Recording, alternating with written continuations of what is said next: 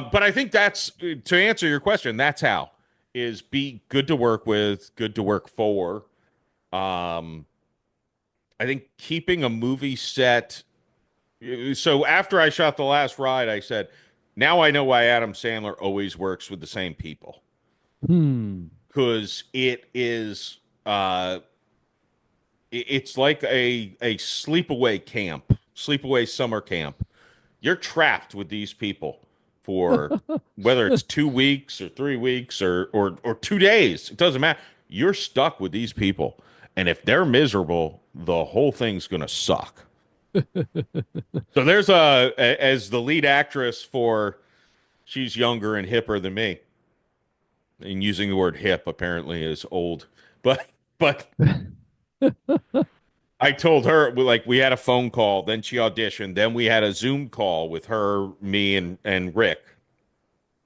And I was trying to explain why we needed to go through all this before. And she's like, "You're just doing a vibe check. I get it."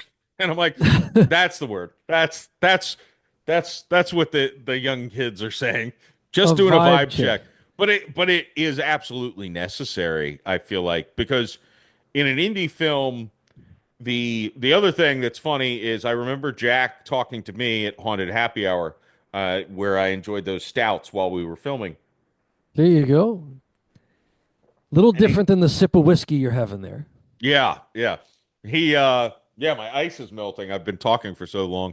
Uh but he was telling me and another actor, he's like, just make sure you don't drink too much. He's like, I'm trusting you with the whole movie because if you get arrested for DUI and have to spend a day in jail, the movie's fucked. We're done. And it's like, oh, it is that fragile. Like, Yes. we're on a shoestring budget, and if one Yes. person disappears halfway through, the movie's over. Hmm. You can't reshoot. You can't afford to reshoot a movie with another actor and do everything over again.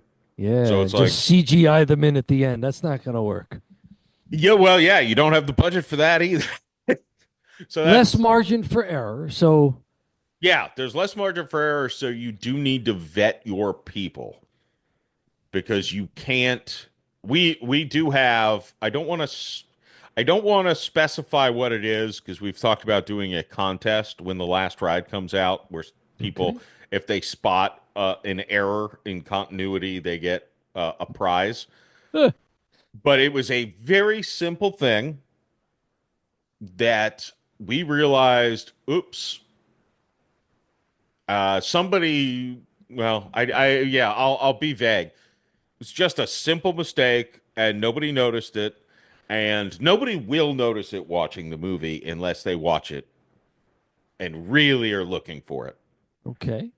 But I asked Chris, who directed the last ride. I'm like, what would a big budget studio do? He's like, oh, they'd reshoot the whole thing because they can. Like Huh. for us, we can't do that. And I'm like, I don't want to do that, to be clear. But I'm like, I'm sure Chris directed the last ride, and to shout him out a little bit, he was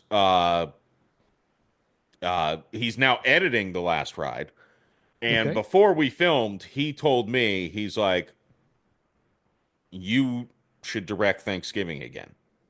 Oh, So he told me like you should get this under your belt. He's like, you're a good producer. Try directing. See how that works. it's a good vote of confidence. Yeah, it was, and it. So I told him, I'm like, the one caveat is I'm going to ask you annoying questions while you're directing the last ride, which technically I paid for the movie, so I'm entitled to ask annoying questions. Yes, of But I course. still am like, I'm going to ask you questions I wouldn't even ask otherwise, if not for like, all right, I got to direct the next one, Hmm. so I'm going to ask you stupid questions about this, that, the other. And I do think it was I mean, it's a good boot camp. If you have a director you're paying to direct your film, not paying much, but Hmm. unfortunately for him, but you know, I'm paying for the film, so I get to ask anything. And he wouldn't. he would have answered the questions no matter what, because he did that with other people who were like day players. Yeah, you learn on the job. Yeah, it's soak everything in, learn from his again. Women Want Everything and Haunted Happy Hour is where I point where almost everything I learned about filmmaking was from those two films, and I was just an actor. I was not there with any. I didn't, I just soak things in, see the results, learn and adapt, and figure, okay, well, I know the editor matters. Yes. I know the sound guy matters. I know smaller crews in a non-union film work a lot faster than big crews. Like Hmm. so things like that you just throw in your brain, and then when it's time to organize, it's like, all right, this is what I've learned and this is what we need to do to make this work. And because you were learning it all in person with these people, it also gave you a chance to network. Mm. And so these people now become people who would recognize you if your name showed up on their caller ID. Yes, I think that's hugely important too, is the networking aspect. It's you've got to know people to, I mean, so Chris, who I've mentioned a million times, Mhm. he is not going to be filming Thanksgiving again with us, Okay. but we are using, I don't know how many, maybe six figures worth of equipment he's giving us to use. Oh, wow. Um, Oh, that's because he's finishing editing the last ride, and so like he doesn't want to jump on the. And also, he told me ahead of time I should try directing this one, Hmm. so it all makes sense. He'll get a consulting producer credit, but again. I'm getting to use a lot of free stuff because a guy I know wants to help make the movie, Yeah. and that's the thing where like I if this movie costs $50,000 more, guess what? It's not getting made. Mm. So, Yeah. so Margin for error again.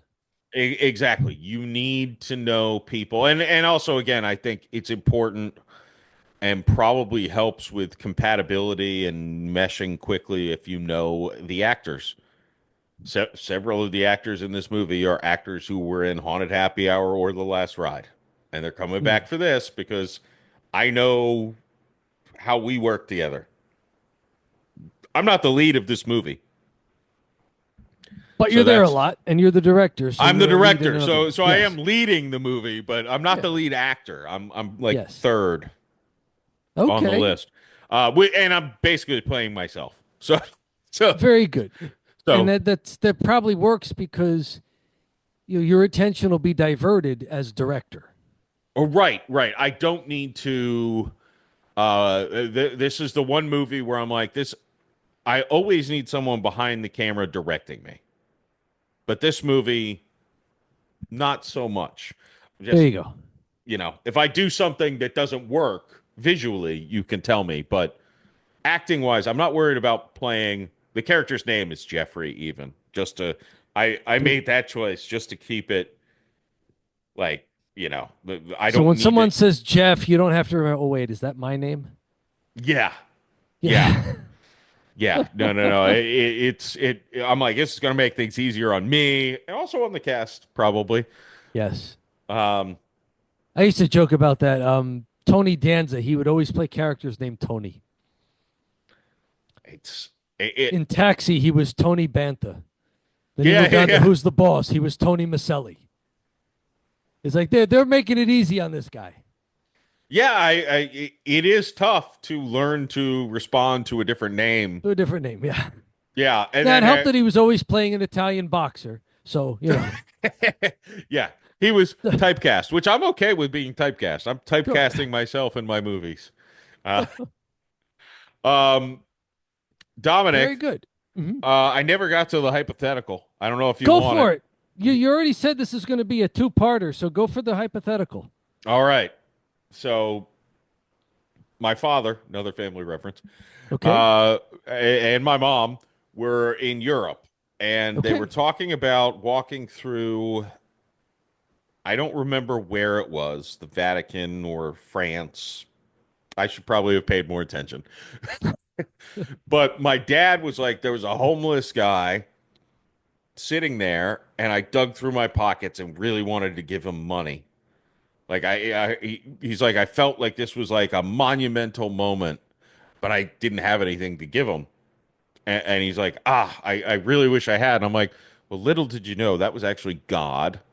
And anyone who gave him money, he'd just pull open a door and say, "Go in. You're into heaven." Now I said that as a joke, and then I said, wait a second. If that happened,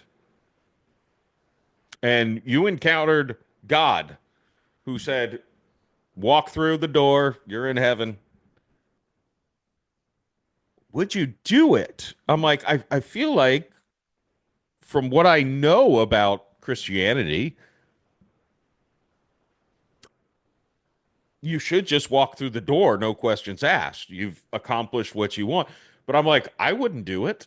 I'd be like, no, I'm filming a movie next and I got young kids that need me, right? Like, but I'm like, but everyone could make that excuse. Mm-hmm. And my dad even was like, well, I would ask him, like, does this preclude me from going there when I would normally die? Um, because and this was the best answer. He said, if he said, "No, yeah, you're going to hell if you don't take this opportunity," I'd walk through the door. Otherwise, I'd say, "No, I've got kids, grandkids. I got things to still do on this plane." And I'm like, I don't know what the it's an interesting hypothetical, isn't it? Because It it's is. the goal in existence is kind of just to get to heaven. I mean, Mhm. like you've won. I'm trying to think of a way to make it, So I'm like, I don't know what, and everyone could have their own perspective, but it's fascinating to me what,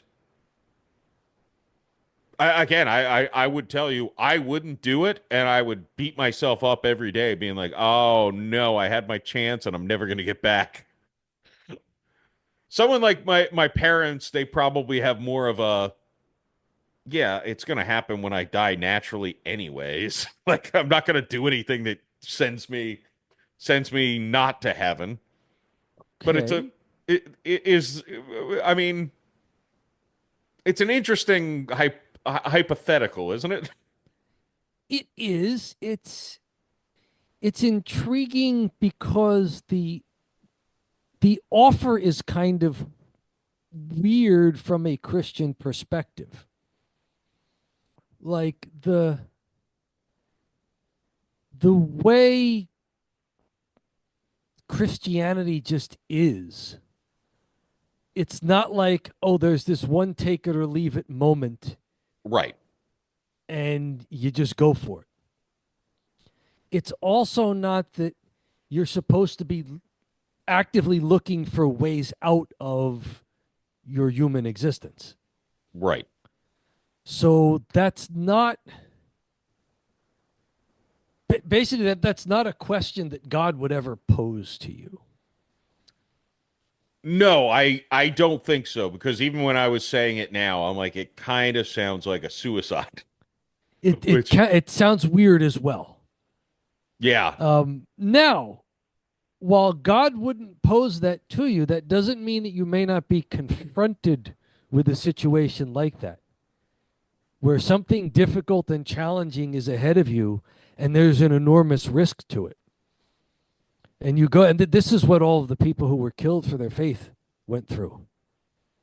You know, when they were given opportunities to worship the Roman oh, Empire, and they yeah, said, "No, no, I've seen how you guys treat people. I've seen what that does to people, and I have a better way. I'm not going to do it." So it may be that at some point you're called. You just have a situation in front of you, a set of circumstances where you effectively make that decision. And hopefully you would make the right decision for the right reasons. And the extra would be like, I'm making the right decision for the right reasons, even if it means I have to pay with my life. And parents say that about their children. Like I would die for my kids. I don't have kids, but I've heard parents say I would Oh, die for yeah. my kids. Like if you Any had parent worth a damn, yeah, would. now that doesn't mean that you're constantly looking around going, "Oh, I hope I get to die for my kids today." Because like you're saying, first of all, that's kind of that's not really genuine, and it also winds up forcing the issue onto your kids. But Right. if presented with that set of circumstances, yes, you would die for your kids. Yes. Yeah. So I think the way that the hypothetical is set up, that's not the God revealed by Christ would not put you in that position, but someone else might put you in that position, and I mean that's why hypotheticals are valuable because it Yeah. lets you work through things that you haven't experienced, but maybe it makes you dig into a principle that you like. So, would you do the right thing even if it meant you were risking a tremendous amount, even perhaps your life? And if your answer to that is yes, then in a sense, you've kind of passed the test. That doesn't mean you're looking for a fight. Right. Right. No, But no. if it finds you, what would you do? The other part of your hypothetical that was interesting was that, you joking with your dad and mom, what if that was God there? Well, that's a very famous parable in the Gospel of Matthew, where Jesus talks about whatever you did for the least of these of your fellow people, you did to me. And Yep. the setup for that is that people die and they wind up before God, and God says to them, come you who are blessed, inherit heaven, in a sense.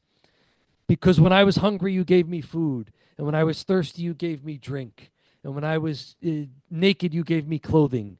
And when I was homeless, you gave me a place to stay. When I was sick, you visited me, on and on. Basically, all of what are called the corporal works of mercy. And in the parable, the people say, Lord, when did we ever see you hungry? When did we ever see you thirsty? When did we ever see you like in any of these situations? And the answer was, whenever you saw another person in this kind of distress and helped them, you were seeing me. You were doing it for me. And that is a sense and this even goes back a little bit to pre-Christian, the Hebrew story, the Israelites, that you're trying to see the image of God in other people. That doesn't mean that every other person you meet is God. Not at all. But it means there's an image of God. There's some glimpse of God that you get in another person. And the Christian belief is that, well, yeah, there's a glimpse of God and a glimpse of heaven in your soul. You get a little taste of that now. Whether or not you get more is kind of up to you if you're open to more of it. And one of the ways you're open to more of it is by how you've learned to treat other people. So it's like the people in the parable that Jesus tells, they're surprised to realize that, they were doing good things for God as they were doing good things for other people. But that's really how it works. As you learn how to behave in the world in such a way that you are not only being nonviolent to other people, but also learning how to recognize when someone needs help. And then you're doing it. What you're really doing is sort of breaking open some of your own limits. You're pushing out your own selfishness from the inside and creating gaps where you can mature and grow. Like philosophy and theology are important, but they're not the most important thing. And I may develop this into a Substack article at some point. Is that there's something even more important than being good at thinking through things? There's something even more important than just ritual behavior. There's something even more important than that. And whether you realize it or not, if you're developing that something else, you are really growing. And you wind up doing the good things that Jesus tries to teach people about. Now, you talked about leading by example before. I wrote that. It's doggone. It's the first paragraph of my book. Jesus Christ is God leading by example. Yeah. Like it's right there. And I've spoken about this before. I've had discussions with people about some anthropologists because the Bible itself it's not only a work that tells you about theology, it tells you about anthropology. It's really the study of people. You read through the Bible and you're learning what people believed and how they maybe organized their societies based around what they believed. It's a work of anthropology. So when you're doing proper behavior to other people, you're also developing yourself in a sense that you get more glimpses of heaven, even if you don't realize it right away. Even if helping other people means you're doing something that's arduous and difficult and risky, you're really developing yourself in ways that that get you where you're hoping you go. So yeah, so that's a good hypothetical for more than one reason. Not the reason that God would actually put you in that position with that question, but Yeah. it's a good hypothetical because the hypothetical is, well, would a person you randomly met who's in need, would that person be God in disguise? Well, in one sense, yes. And even if it's not God who's putting you in a position where you have to risk everything, you may find yourself in that position just because life is tough and humans are limited and we suffer. Like that's what it means to suffer. It's to hit a limit. Yeah. You suffer because you hit a limit. And we're all limited, so we all suffer. And so what do you do when you hit that limit? If you can, you learn how to push that limit out from the inside. That's growth. But if that's not going to be possible, then well, what do you hold to when you hit a limit that involves a risk? What would you do? The reason why I wrote my book, which was completely based on somebody else's book, so I didn't have to come up with anything, was to sort of crystallize it for people. Like my book was about Good Neighbor, Bad Citizen, was about the core social conflict that you see if you look at how Jesus's last day went. Yeah. His persecution. Like there's a core social conflict between what Jesus was trying to teach people and what other people wanted to do and what other people were willing to impose on others to get their way. And how Jesus refused to act that way toward them. So yeah, it's all about a social conflict that's evident if you really wrestle with what you've learned from history and what you've learned from the Christian literature and from those historical events that happened. I should have brought your book to I probably have a digital copy, so I probably did. But Mm-hmm. but I should have brought your book. I think it was Easter where I debated my mom and my older sister, family reference again.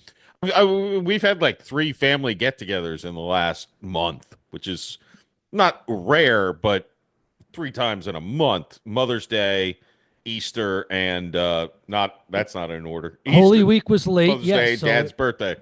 there you go. Um, but they were like, "Oh, well, Pontius Pilate," and I'm like, "No, we need to talk about the ethics of Pontius Pilate." They're like, "Oh, he had no choice," and I'm like, "Well, ah, I gotta disagree with his ethics on this one." He Oh, had a choice, all right, but he had incentives. yeah, See, we all and, face incentives, and and so in a sense, we all have a choice. But what are your priorities, and will incentives override your priorities? Like people will say, and this happens in economics too, at the margins, incentives are everything. Because if you're ambivalent and you're neutral, then it's just, yeah, the incentives, you're going to go with those. yeah, But if you're not at your margin, then it'll take more than just a few incentives to get you to reorder your priorities. And then it kind of reveals what your priorities were all along. It reveals what you were worshiping all along. It reveals what was your highest value that you were willing to sacrifice and sometimes sacrifice others all along. Yeah, It reveals it. and it's interesting, and it's a yeah. This is it's this all kind of fascinates me, and I told you the hypothetical would kick off a fun conversation Yeah. because Pilate because had a choice. Judas had a choice. well, None of it so was it predestined where they had to do what they did. this is a I probably shouldn't say on a podcast type thing, but if someone said, "Hey, we're going to brutally murder your children," or you can strap this vest on, go to the nearby church and blow yourself up. Your choice. So strap that thing on. Let's go. Like Like to me, it's an evil or an evil. it's an evil or an evil, and to me, I'm picking what I should pick. Like again, it wouldn't be a thought. It would be now maybe I'd be like, how can is there any way out of this? But the first option would not. That's a no. You know what I mean? Like it's like yeah, no, of course not. Um, and I'm probably doing worse. If you're talking about like 3 deaths or 200 deaths, obviously, you know. But I don't care. That's selfish, of course. That's I'm sure you've heard the story. I heard this so many times going to Catholic school Okay. of this guy took his kid and his friend on the boat, and the boat went through a storm, and the kids both went overboard, and he had a one of those lifesaver rings, you know, you could throw out, but the kids were apart, and he threw it to the kid's friend, not his own kid, and his kid drowned, and he saved the other kid. And I said, "Why would you do that?" He said, "My son knew Christ, and I knew he would go to heaven. This kid did not, so I had to save him so that he could, eventually get there." And I'm like, "Well, you're a fucking terrible person, terrible father." Like I would murder 99 children to save my kid. Like it would be like, we're just gonna run these kids over. We're just flamethrow and just let them all die. I'd be like, that's as long as my kid's fine, fuck them. Like I'm sorry I feel terrible for their parents. They would do the same thing to my kid. Like, it's like, but sorry, it is what it is. I'm not so saying those two things. I am a terribly selfish person, but I also, by the same token, I think even non-parents, I think dog owners, a lot of them would be like, if the choice was between my dog getting killed or that person's kid, kill their kid because this is my dog. Now I think those people burn in hell. I don't believe in hell, but I wish there were a hell for those people. Just to say, but I understand. Like there's the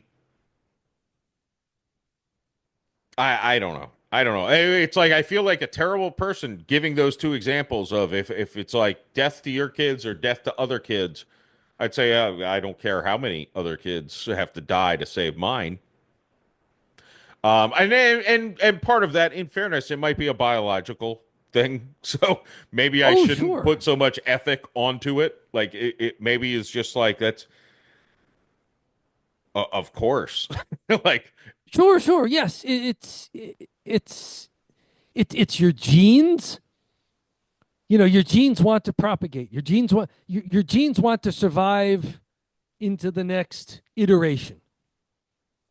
Um, but, Richard Dawkins wrote a book called The Selfish Gene, which was all about that. It's about the fact that your genes want to survive. He was asked in a debate once if someone was trying to pin him down to. So does evolution optimize for the individual or for the species? And I didn't hear his entire answer in the debate, but just having read his work, I think the best answer would be, well, evolution optimizes for neither of those things. Nature is the the continual integration and disintegration of matter into different forms. And evolution optimizes for the ways of integrating. So evolution optimizes for the genes. Evolution optimizes for the information, the instruction on how best to integrate. It's not an individual organism because all individual organisms eventually die, disintegrate. And it's not necessarily for the species because what we identify as species sometimes go extinct. So nature optimizes for the process of integration and disintegration to continue. And the genes that are part of nature optimize for the best ways to integrate. So, yeah, the genetics. That's why you have such even animals will have such a bond with their offspring because they're genetically coded for it. Psychologically, you spend a lot of time with your kids, so obviously you know them better. You recognize them before you would recognize strangers, right? So there's that bond as well. That aspect of our brains has been really manipulated over the years to try and call people racists because they'll show somebody 3 different photos and it's 3 different races or ethnicities of people, different skin colors, maybe different facial features, and they'll time people's eye movements as to which one they recognize first, and they'll say, "Oh, look, you're racist because you're white and you went quickest to the picture of the white person." See, that doesn't mean you're racist. It just means that statistically speaking, you're much more likely, even if you own a mirror, to have seen those facial features before. And obviously a healthy functioning brain will recognize that because there's more synapses that have learned that stimulus before. So yeah, there's something genetic and there's something psychological where obviously the things that you're most familiar with, especially if they're very closely related to you biologically, you're going to have a bond with them. Yeah. Now, the question that you posed as a hypothetical was even more than that. It was not only do you want your kids to die or someone else's kids to die, there's another factor in there that may cause other people to give a different answer. And that's the hypothetical you described is it's either your kids die or someone else's kids die, but also you participate in the horror. That's a good point. That's the caveat there. Like feature. People will say, "Look, well, my kids would hate me," right? Right, something like that. Like your kids would hate you, and the survivors of the people who were killed, their relatives who survived would hate my kids. Right. Like there's a reason why Hitler's offspring and relatives or whatever, they had to be given new names and shipped out of Germany. Because there was no way you could live as a survivor of a person who did a horrible thing. Yeah, no. Like your life would have been over because your dad, your uncle, your cousin was Adolf Hitler. Yeah, well, if again, literally ties into a conversation I had yesterday about blowback, which was the thing that turned me on to Ron Paul, which was the thing that turned me on to the whole road I've been on politically. Yeah. By the way, that was basically a Nazi salute. There you go. Oh, Elon Musk. Elon, you're doing the Elon. You did a Nazi salute. No one's ever allowed to raise one arm to wave to people or to gesture that it's something might be progressive. By the way, eroding. The last season of Curb Your Enthusiasm. Okay. I think it's the first episode. Larry David goes to a South African person's. They pay him to go to a party. Okay. And this guy in this episode, this is a few years ago, for Elon's thing, he does "My Heart Goes Out to You." He pumps his chest and does exactly what Elon did 5 times in that episode. And I'm like, oh, that's a South African thing. Like that gesture is you. My heart goes out to you, and it's like, wait, this is in this is in the episode. Like this is on Yeah. TV. Like uh, Elon Musk is South African. Isn't yeah, he? exactly. It's like so. It's because at first I'm like he was probably doing it just to be a dick because which is fine. Like I like doing things just to be that guy who makes people uncomfortable. Live trolling. But I'm like this literally like how would this guy be doing that gesture so many times? No, this is actually a thing. My heart Yeah. like I'm like, "Oh, well that I mean, I thought I obviously he's not a Nazi, which by the way, I don't know how no, that's a whole other topic. I'm like, man, if I was Jewish, you know how offended I would be by calling everyone a Nazi? Like, Right? really? My Or anyone ancestors else. I mean, burnt. what was it? 6 million Jews died in the concentration camps, but millions of others who were not necessarily Jewish. Yeah. Yeah. Yeah. Uh, Uh, uh, there's there's a saint. Horrific.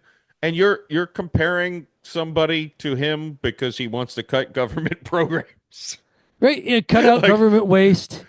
oh yeah, what a Nazi he is. What a Nazi! I don't think that's how Fact, it's the opposite of what the Third Reich did. They had more cronyism. right, right. Yeah, they were the socialists. They had So more public education because it was indoctrinating people. They had more of all the. They had like the health care and health food stuff. yeah, They it's were more astounding. involved in people's lives and more intruding. Yeah. So De- so depending on which part of the episode people listen to, they'll either hate me for being left wing or right wing, which is maybe what that means you're that's doing where I something love right. my existence. I'm like, no one can hate me because I shit on everybody. There you go. I'm not a bigot. I'm against everyone equally. Yeah, yeah, no, I hate all people. I I just did that in the griddle portion of the Sunday buffet. I just talked about that. It's like not being a globalist doesn't mean I'm a oh nationalist. yes, yes, yes, yeah, that was yesterday, I think. As we're recording this, yeah, that was Yeah, yesterday. yeah, yeah, yeah. Yeah, no, no, no. I'm like, yeah, I know exactly because I heard you say it yesterday when I woke up. You're, Yes, yes, that was it. Yeah, so part of the hypothetical is and I've done this on another Sunday buffet episode. I think I've done this maybe on a meditation as well for the FM radio. Is there's a difference between tragedy and evil. Like life is tragic because we suffer and we're limited. So sometimes bad things that we wish wouldn't happen will happen. yeah, It's because we're limited and we suffer. But evil is something else. I go through that I forget exactly where in my book, but it's a short book. You could read the thing in 45 minutes. I go through that as well. There's a difference between tragedy and evil. So if the hypothetical is that either tragedy happens or you participate in evil, well, a lot of people would say on principle, no, because either way, something horrible happens, but I just won't participate in it. I'm yeah, not going to do it. Yeah, you're not going to get me to participate in it. And to take what looks like a short-term bargain that's going to be even worse long-term. yeah. No, it's a And that's what really the hypothetical is doing that you described. Is it yeah, someone's trying to scare you into avoiding a short-term threat right, without knowing, like maybe they murder your kids in a week instead of right now. right, right. Or I do Maybe it your and they kids still live murder them. horrible, horrible lives for the rest of their lives and get killed anyway. Right. But they just scared you with the short term to get you to participate in something terrible, No, and which was the that's entire Fauci thing. They yeah. scared you short term to get you to participate in something that turned out to be awful. The craziest thing about Fauci is he did this during AIDS. He did it. Like, He did it earlier, but like like not everybody. the Age was Dallas such a Buyers small Club, thing. he's the villain in that He's movie. the villain. Yes, It's like of how course. did we let and again the funny thing is the people who agree with me on this are the people who worship the man who he worked for and who let him do this to the country. Yes, It's like right. you realize that's why I've said about Trump. I'm like Trump is the best marketer of my lifetime that Hmm. I know of Yeah, because there are videos of him doing stump speeches bragging about and he'll brag about the vaccine and boo. Guess what doesn't get brought up? He tests the he's he is I've heard stand-up comedian this isn't my original thought, but stand-up huh. comedians have been like he's a comedian. He goes out, he tests, sees where the line is, Yeah, finds it, makes sure this is that. You know, he tests his audiences. He yeah. knows what works. He knows what doesn't work. And it's like, yeah, God, he is really good at marketing. He's That did I not work at the open mic. I maybe leave that one out of the HBO special. oh right, exactly. It's like, oh, every time I talk about the vaccine, that joke needs to be cut. Right. And the market research, it's not going over well with the audiences. So when we filmed the Netflix special, or the whatever, the YouTube special, whatever, Yeah. we're just doing the best stuff. Yeah, no, and that is the way. But he's done this his whole life to an extent. Sure. Like, Yeah. and it's like He's a marketer. he's a genius. He is maybe the best. I mean, if you're able to become president of the United States with, I would say a low IQ, but one really, really great skill, that's a great. Yeah, I don't know that he's got a low IQ. I know that what he expresses to people, he's what I call a shallow thinker, but he's sometimes sharp. Well, He's yeah, never a deep thinker, I but think he's also he. rarely a dull thinker. I think this is something that maybe you and I suffer from. Okay? Is I think most people have low IQs so that an intelligent message to them, a high, maybe that just, they're like, oh, I don't know what big words and stuff. Whereas if you talk like his posts, and he had one I was reading literally right before you came onto the Zoom where he had a conversation with Putin and apparently they've got a ceasefire with Ukraine that's like which good. I don't want war. Good, Mhm. if that's true. But I'm like, he is like a child who like bolds and capitalizes certain words. I'm like, you're 80 something years old, dude. Like, can you not write like a no? Because most people are stupid, and he knows.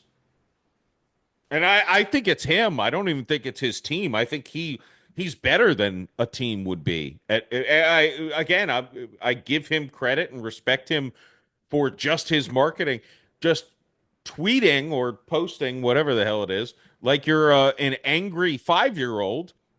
That gets to people. Tweeting Yeah. intelligence, nuanced jokes or comments. People are like, I don't know what to. Sure. He's very good at the social media age. Yeah, which is He's ironic very because good he's at way old for the social media right. age. It's remarkable, but it shows you that social media is tapping into something that's very, very old. I did wound up doing a 7-part series on for my Substack on Rene Girard, who I mentioned previously. But Girard's theory was about memetics, which is people just copying other people. And those things that seem to resonate through society are rarely complicated things. Simple things replicate, Yeah. complex things grow. And that's been going on forever. Social media just accentuates that because it's all about simple things that just replicate, that go viral. It, Complicated things don't go viral because simple things replicate. Complex things have to grow. And you mentioned he's maybe playing into, are people low IQ? IQ is supposed to be your ability to abstract in order to solve a problem. Right. And one of the issues with that is the way people get tested for IQ is they take a written test in which the correct answer is given to them in the form of a multiple choice, and much of the complexity is removed for them from the problem. Yes. Now you get out into now, so people take that test and they score fairly well, and there's a bell curve. The middle is 100, so there's half the people on one side, half the people on the other side. Most of the people stack up near enough to the middle. Standard deviation. The I, problem when you I've get into I, the I've got to interject. When I was go when I go was a for it. kid, top Hmm. 0.5 percentile in the globe. There you Alcohol go. does a number. I- There you go. I believe it. I believe that you'd be top 25. I mean, that's no, top 0.5. I was better than 99.5% of the world. you took an IQ test or a different type of Yeah, test? in first grade, I think it was. Okay. I was like 7 years old. I was, 150 something, Okay. something. It was top half percentile. Um, Okay. that being said, I can um, believe it. well, I think I show some plasticity in my brain. Plasticity, yes. The well, that's the thing I'm getting to is in then you put these people who did well in the test and you put them in the real world where the Right. right answer is not given to them in the form of a multiple choice, and the problem is doused in complexity. And in fact, you mentioned mental plasticity.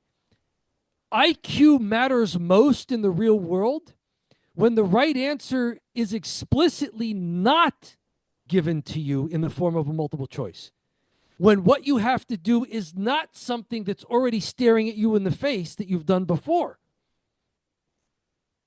Like your ability to abstract to solve a problem in the real world manifests sometimes very differently, sometimes the opposite of how you would Oh score yeah. highly on an IQ written test. So, yes, I think a lot of people in the real world are miserably low IQ because they can't even frame a problem correctly. Right. They can't forget about solving it. They can't even frame it correctly, and they can't even conceive that the right answer would be outside of the set of stuff that's already available to them. Yes, and that could go from people who score the top 0.5%. Like, Yes. that's where you're exactly right. The IQ Now you get test, into the real world, and yeah. Well, those testing parameters don't apply anymore. that's where the emotional intelligence that people talk about, I think, somewhat plays a factor. Also, like, you can do great on a multiple choice test, but do you know how Mhm. to talk to humans? Do you Right? know how to Like, talk to humans? because if you can't talk to another human being and either negotiate or understand, because it's not a, Yep. then how functional are you? That's one of the things that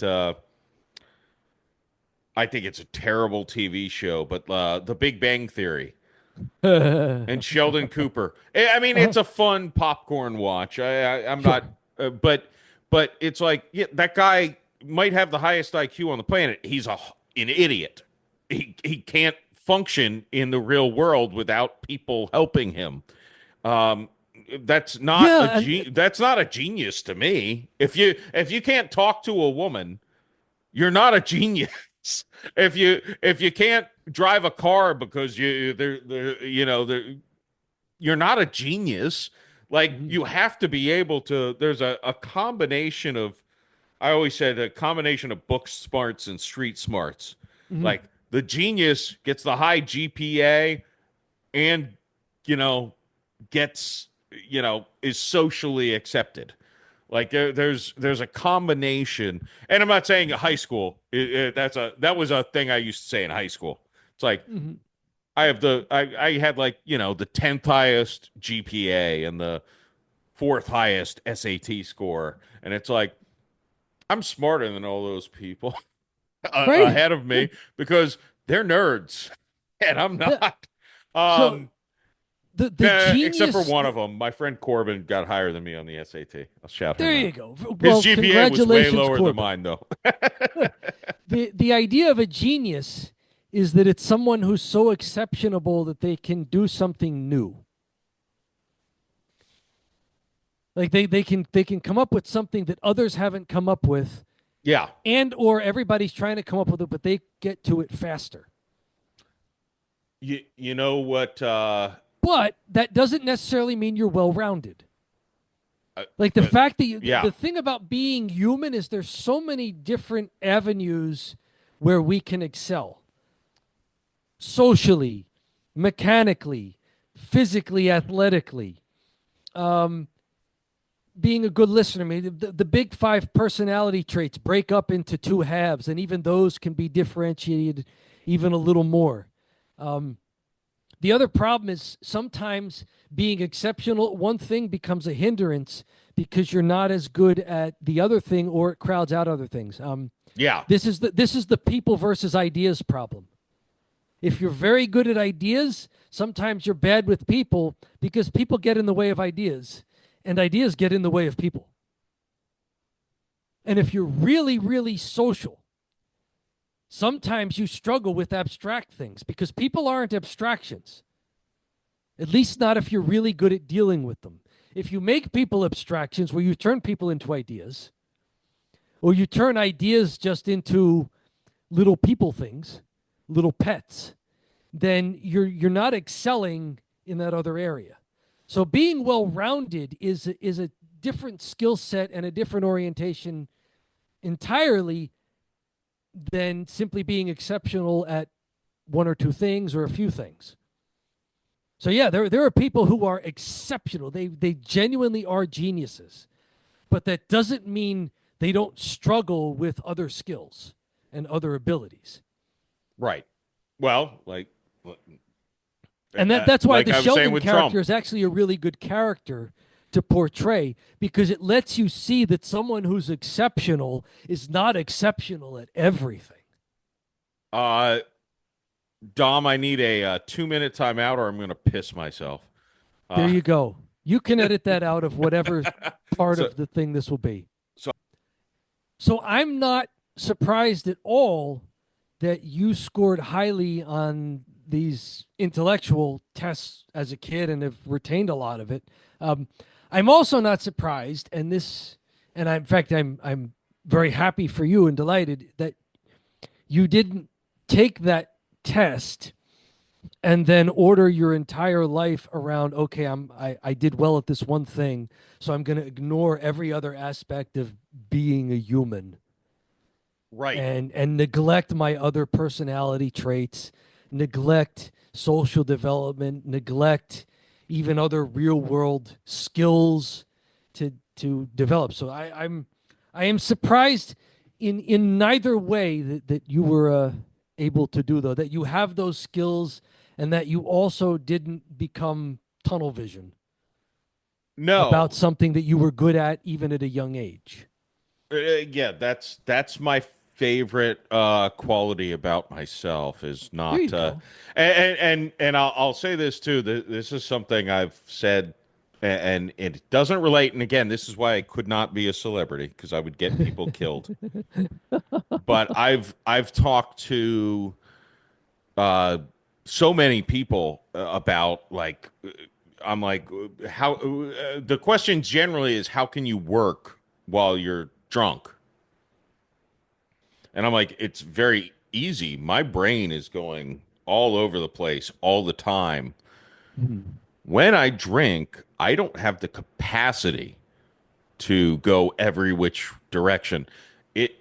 I can only focus. It's almost like people describe Adderall, but mine is alcohol.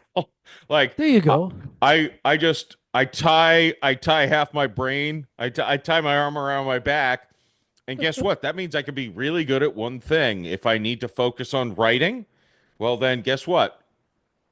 I won't be able to do 17 things at once. I mean, like we were talking about with the movies, it all comes full circle. Like, can't focus on a movie or can't focus on reading a book and nothing else. But if you drink enough, you can. Because you can't do like if you drink yourself into not being able to multitask. But again, I understand most people like it just all goes off the table, and and I'm a little different. So the other thing I've said, which is probably something that is borderline offensive, is like, well, God gave me this gift. I mean, there must be a reason. Like, Sure. who am I to and it's I say it in humor, but at the same time, I mean, you know, the guys who are great at throwing a football, guess what they do? They become quarterbacks. Right. Yeah, we're Uh, different. We're different, and we learn to hopefully admire the good things that other people do, as long as those things are nonviolent. So that's why we yes, admire people who can throw a football really well. yeah. Drew Brees is a. You know, when you were talking earlier, I'm like, I'd never worship anyone other than well, Drew Brees, of course. Well, Drew I mean, Brees. If Drew Brees murdered his family, I would be the first one being like, there was a reason, guys. He I'm going had to a give you reason. a. I, you were talking about intelligence and whether or not people. We were talking about whether or not people really get things in the real world. I'm going to give you a quote here about artificial intelligence and human intelligence.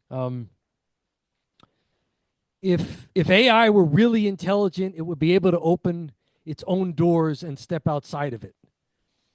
But from what I've seen, it doesn't Mm, do that yet. It can process enormous amounts of information. But the only way new information gets in is if someone outside of it kicks down a door and shoves the new information into it.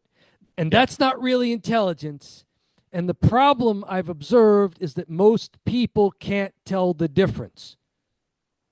There's a lot of Ooh. people out there who can't tell the difference between what's really intelligence and what's just a pile of information that's been fed to something.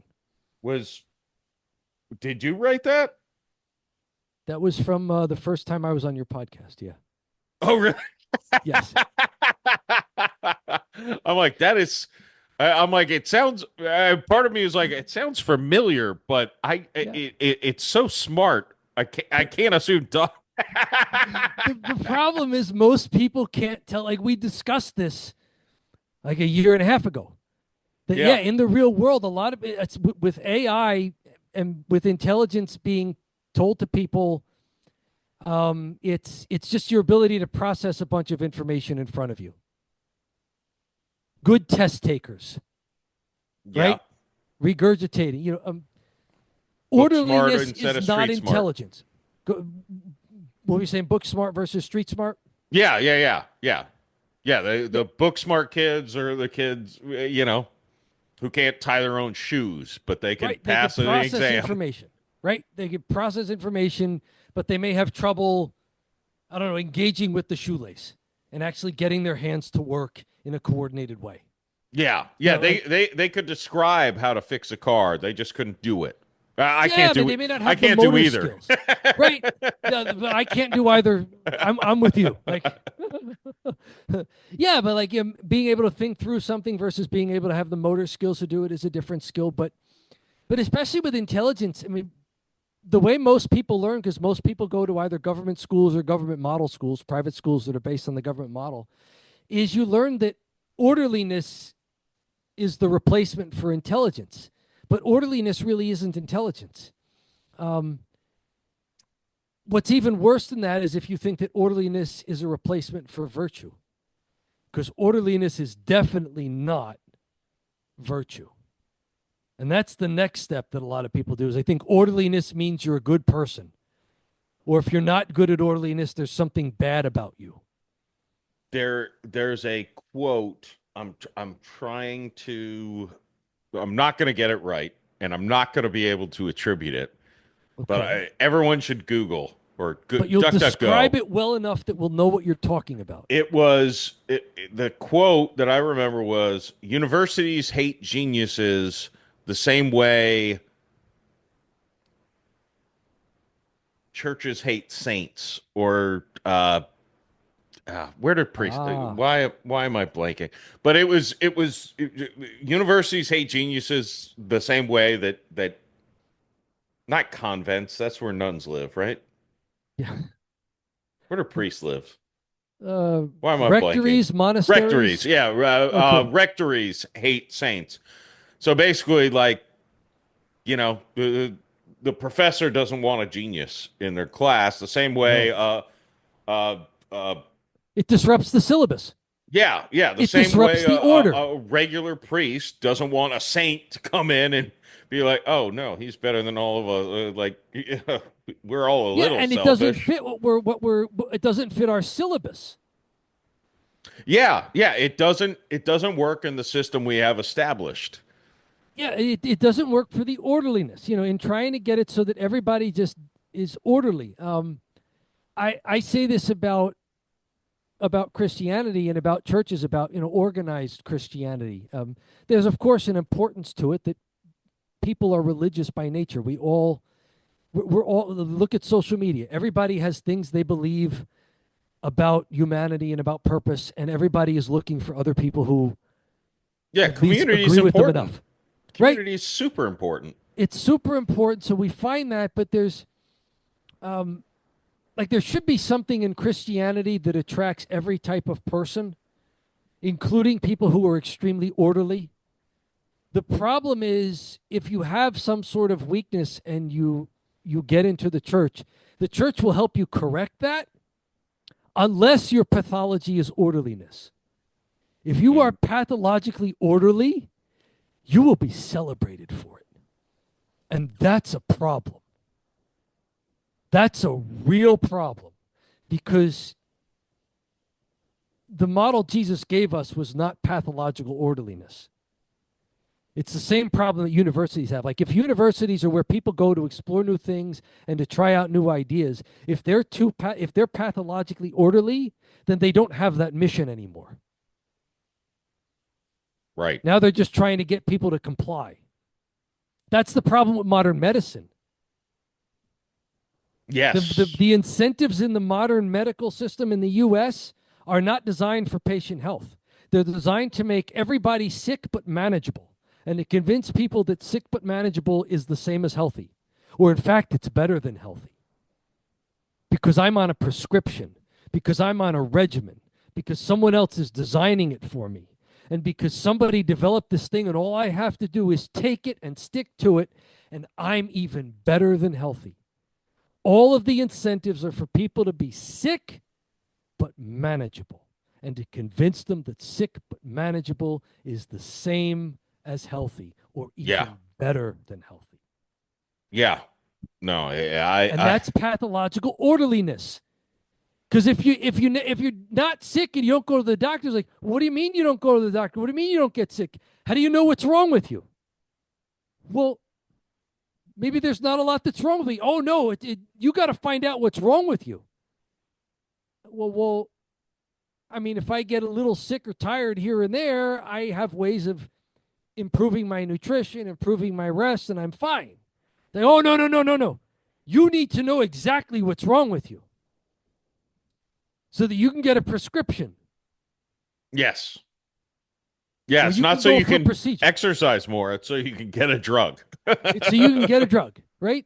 And that's also what happens with over specialization because now, like you're talking about the genius who's really good at one thing but not well rounded.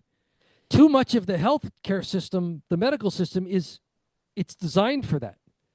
If you present with the same symptoms to three different specialists, they will all tell you something different is wrong with you based on what their specialty is Yeah. because they're trying to fit it into their specialization.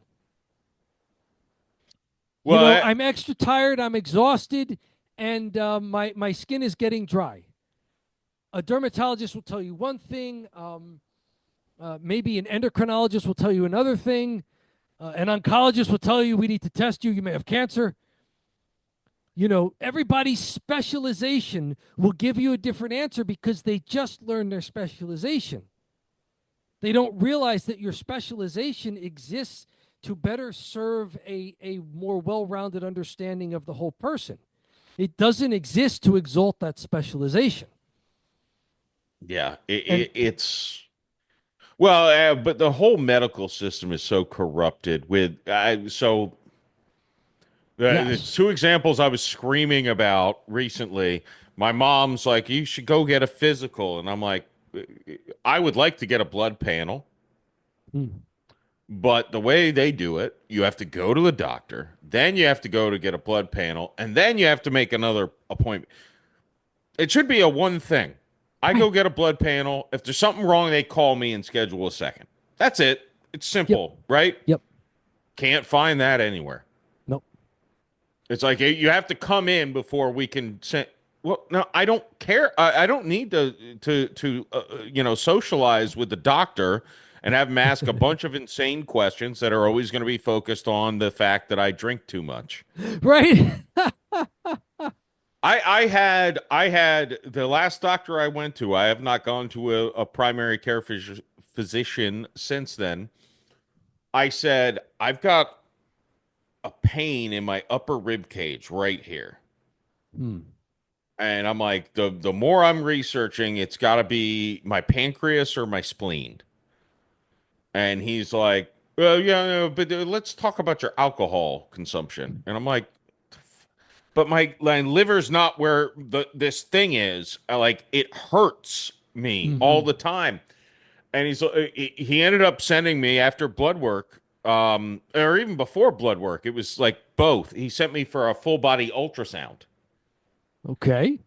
And that ultrasound showed that my liver was zero point 0.1 millimeter larger than it should be. Zero point 0.1 millimeter. My That's a spleen was, rounding error. yeah, my spleen was 6 centimeters larger than it should be. And basically, it was making me walk around like I felt like my ribs were going to, like I had broken ribs. Like that's why I Yeah. constantly, for years, had pain. Um, When he got the results, guess what he talked about? Your liver. Your liver. You got to stop drinking so much. You got to cut back. He's like, it's not damaged much at all, but it will be. So I am like, and then I read spleen abnormally enlarged. And I'm like, Yeah. what's the normal size for a spleen? Mine was 6 centimeters inside of you. 6 centimeters is humongous. That's 2.5. That's 2 inches and a little more. Yeah, yeah, and those organs are all crammed in there. So this thing was literally, and I researched it, and it's It's a like tight fit. it's like you have a broken, it's like you have broken ribs. Yeah. Because And all that extra pressure. Yeah. and now to be fair, I didn't go to the doctor, and it disappeared. So I don't like the most common thing is that it could have been an STD, but I'm like, it wasn't an STD because I took antibiotics that would have killed it in the 2 years that it like ruined, like made me miserable. Hmm. Um, so again, I don't have an explanation, but it doesn't. It's not a problem anymore. But all that being said, it's like you ignored the thing. I was like, this is ruining my life. This is the reason I'm Yes. here, is that I'm in constant pain right here in my upper left. And he's like, oh, but you circled you have more than 27 drinks a week. Let's talk about that. And it was like, ah. Does So excessive drinking mean my do that to my pancreas or whatever was the spleen the there? spleen, no, and it does not affect your spleen. The spleen deals with infection. That's why if you Google it, STD is the number one thing. But I'm like, I've had antibiotics like like If there's an between, infection, it would have been taken care yeah, of. it would have been gone. I'm like, so that's not it. Unless, and I'm like, no, I've had dry spells that are lengthy. So it's like, there's no way this is an STD because I've been on antibiotics 6 months ago and I haven't had sex since then, and my rib cage is still in pain. So it's like, I but again, he did not even note it, and it was right there in the report. Like it Yeah. was like the number one thing was the spleen is abnormally enlarged. Yes. He ignored it for the the point, the liver maybe has a little, it's like I don't remember the It's number. completely within the margin for Yeah, error. It but may have instead of been a 5.4, it was 5.5 or something. Like, well, I'm also yeah, 6'2" and 280 pounds, so maybe my organs are a little bigger. I don't know. but I don't even think then, that's like how it it's works, but such a small factor that it's off by that. I yeah, mean, but that's likely multiple not good. centimeters. Just Yes, ignored it. Just ignored it. And I'm and the like, spleen is much smaller than the liver overall. So yeah, having a liver that's enlarged by 6 centimeters is not even as bad as having a spleen that's enlarged by 6 centimeters. right. That's why I'm like, oh, I'm not going back to this quack. He Yeah. also he also wanted, even though my thyroid results were in the range that the test says, Hmm. he wanted to put me on thyroid prescription, and I'm like, but why? He's like, well, you'll lose weight, and I'm like, yeah, but why am I? Can I just take the pill as I want to? He's like, oh no, no, you have to take it exactly the same time every day. I'm like, my life doesn't work that way, buddy. At the time, I was still doing stand up, so it's like sometimes I don't get to bed until 4 in the morning. I'm not. When am I supposed to take this pill? Because I wake up Yeah. between literally Saturday. I woke up at 3 in the morning. I fell asleep at 11. I woke up at 3 and didn't go back to bed until nighttime. There you go. Like I don't I'm not a slave to the clock. Right. Like I do what I want. I mean, And he's giving, yes, and well, he's giving you medicine that doesn't, for something you don't need. for something I don't need and I understand. I'm like I've did some research and I'm like I probably would have lost some weight, which I would love that. There are Oh, ways oh, to do that there are. I just don't without like them. putting other chemicals into your body that may or may not attack your thyroid and make that Hmm. worse. And make me dependent on them. Sure. Yeah, no, I still remember in college I went on antidepressants for a short time, and I don't know that it was the wrong thing to do because I was suicidal. Okay. That being said, my penis didn't work, and that made me more suicidal. So first time I'm hooking up with a chick and I can't, I'm like, oh, this is way worse than wanting to kill myself. This- So unintended, it's wrong. It's blowback. it's everything is a trade-off, right? Every Everything are trade-offs in life. Yeah, yeah. It's a And that's really minefield. what a good hypothetical will tell you about, which are the hypotheticals you brought up today. Hypotheticals are there to get you thinking about trade-offs Yeah.